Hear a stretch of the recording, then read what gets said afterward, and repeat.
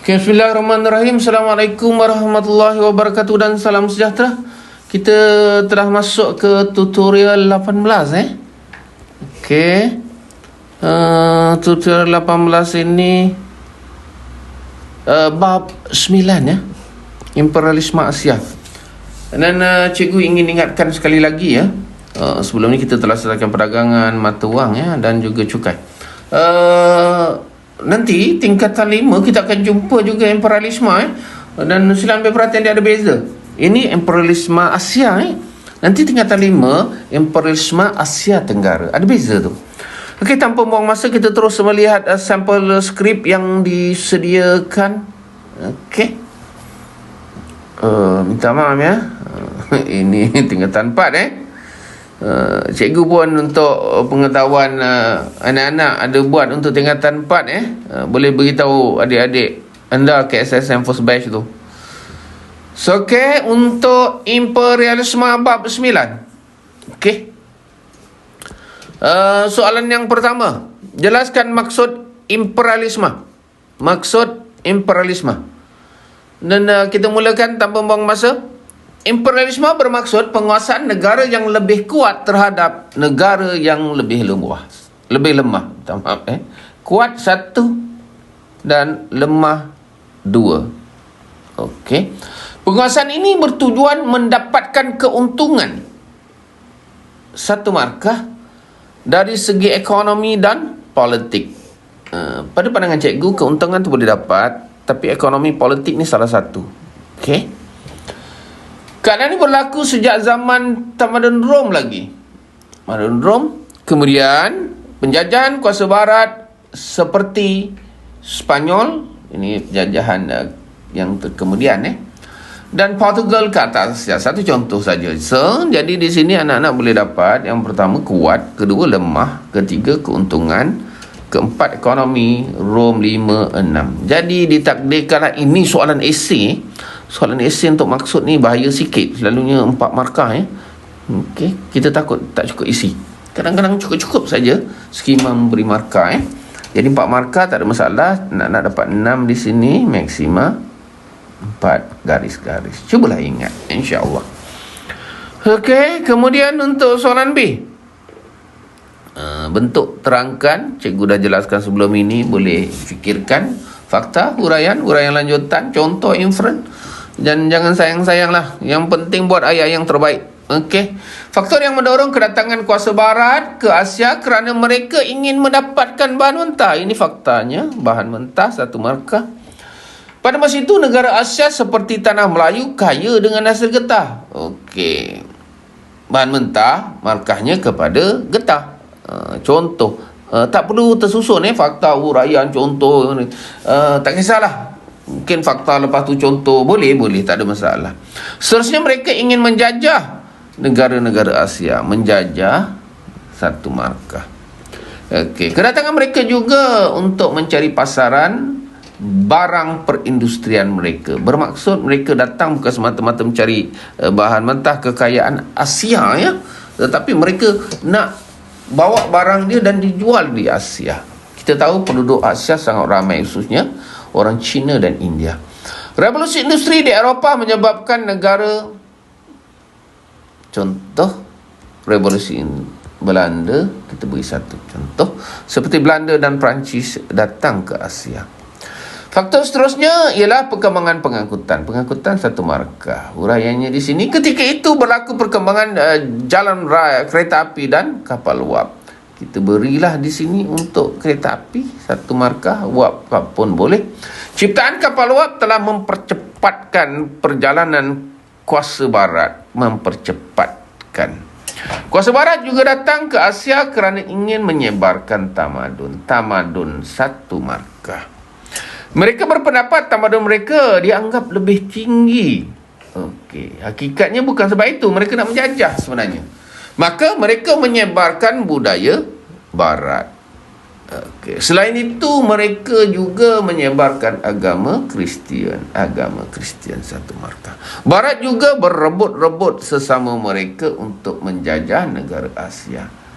Akhir sekali, isi Aktiviti menjajah negara lain menjadi simbol status kuasa yang kuat. Bermaksud lagi banyak jajahan mereka, status mereka sebagai kuasa besar sangat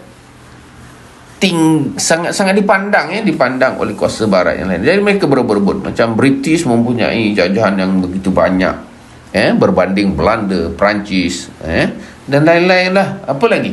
Jerman, Spanyol dan sebagainya.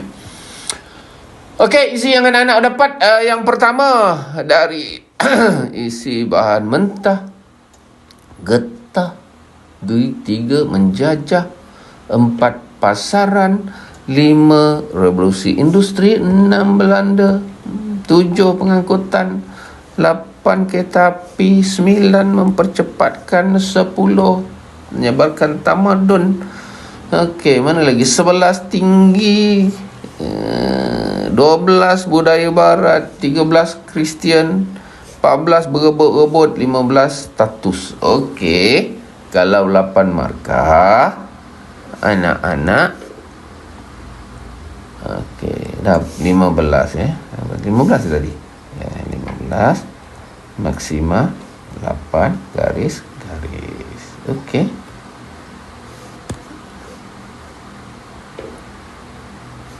Sekejap. Okey. Ada sikit ni. Okey. Kemudian selepas ini kita akan lihat tadi ada gangguan sikit. Terangkan kesan ni pun 8 markah lah Kita pun dah boleh jangka ni Okey. Terangkan kesan Impresi Barat ke atas Asia Kita teruskan. Okey, buka kurungan. Kesan Impresi Barat ke atas Asia telah menyebabkan pemerintah tempatan terpaksa menerima pentadbir Barat. Dalam hal ini, sistem politik peribumi ditukar atau diubah sesuai dengan sistem Barat. Kuasa Barat telah campur tangan di Asia seperti contoh boleh diberi British di tanah Melayu, India, mana British dan India lah dan Belanda di Indonesia. Jadi yang British lain banyak Myanmar itu yang ada sukan Commonwealth tu Buka kurungan dari aspek ekonomi, kesan ekonomi boleh beri markah Sistem ekonomi distrukturkan, satu lagi markah. Hal ini untuk keperluan kemajuan industri barat. Contohnya aktiviti melambung biji timah dan getah diberi perhatian di tanah Melayu. Okey, biji timah. Maksudnya wujudnya pelambungan biji timah kerana industri barat itu berkembang distrukturkan. Maksudnya di sini susunan semula kepentingan belum ni kan rempah penting, tetapi selepas berlaku industri barat tidak lagi tumpuannya kepada rempah, sebaliknya biji timah dan getah Dari segi sosial boleh berapa markah. Sistem pendidikan Inggeris diperkenalkan di bandar. Okey, sekolah maaf cikgu betulkan sedap. Okey. Kemudian kita teruskan, buka kurungan. Sekolah dibina untuk melatih pelajar menjadi pentadbir rendah British. Teruskan, apa kesan lain? Kuasa Barat juga telah menjemput masuk buruh asing bekerja dengan mereka. Pelbagai kaum ini mewujudkan masyarakat yang berpecah belah. Kesannya tidak wujud keharmonian atau perpaduan antara kaum. Okey, berapa anak-anak boleh dapat di sini? Kita cek semula. Okey, menerima pentadbir Barat. 1, 2 ditukar, 3 campur tangan, 4 British, 5 ekonomi, 6 distrukturkan, 7 industri, 8 biji timah, 9 sosial, 10 pendidikan Inggeris, 11 pentadbir rendah, 12 guru asing, 13 berpecah belah, 14 kerumahan kaum. Okey, berapa anak dapat? 14 ya. So banyak ya, 14. Tak susah soalan sebegini. So maksima berapa tadi? 8 garis. So okey, untuk bab 9 ini, pusingan pertama kita hanya tumpu imperialisme ya. Lepas ini kita lihat bab 10 ya. Okey, nota kita semak semula, kita buat rumusan. Okey.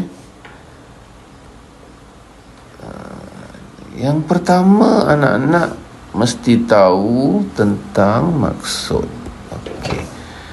Apa maksud imperialisme? Ada perkataan penguasaan negara lebih kuat, ke atas lebih lemah, tujuan ekonomi, Rom, okey, Spanyol. Begitulah. Okey, penguasaan bertujuan ke untung ekonomi, mungkin politik pun boleh ya. Kemudian kita teruskan untuk faktor. Okey, apa faktor yang menyebabkan kedatangan mereka? Yang pertama sudah tentu faktor bahan mentah. Okey, contoh getah. Faktor mereka datang juga ada kaitan dengan mereka nak menjajah. Okey, itu tujuan mustahak yang mereka nak datang kemari. Pasaran barang untuk mereka jual, pengangkutan. Oh, ada jalan raya pun, tapi kita buat di sini kereta api dulu lah ya, dan kapal wap. Okay, kenapa mereka datang?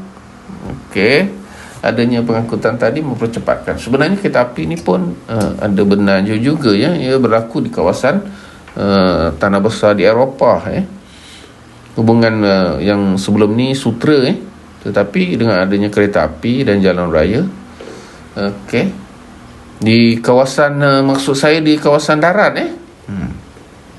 Barat Asia juga kerana ingin menyebarkan tamadun mereka lebih tinggi, budaya barat Kristian berebut sesama mereka.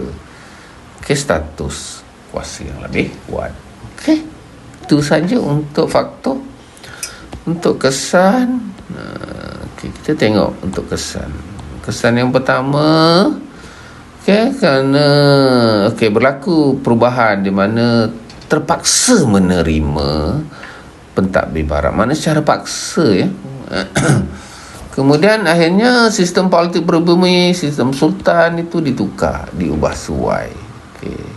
Dan kuasa barat campur tangan di Asia, seperti Inggeris, British di tanah Melayu. Ekonomi kerana keperluan industri barat. Contohnya biji timah dalam industri mengetin, getah dalam industri motor. Kemudian apa lagi? Sosial, pendidikan Inggeris berkembang. Untuk apa? Jadi pentadbir rendah. Okey, bawa masuk buruh asing ke negara kita daripada India dan China. Kesannya berpecah belah. Berlaku pemisahan kaum.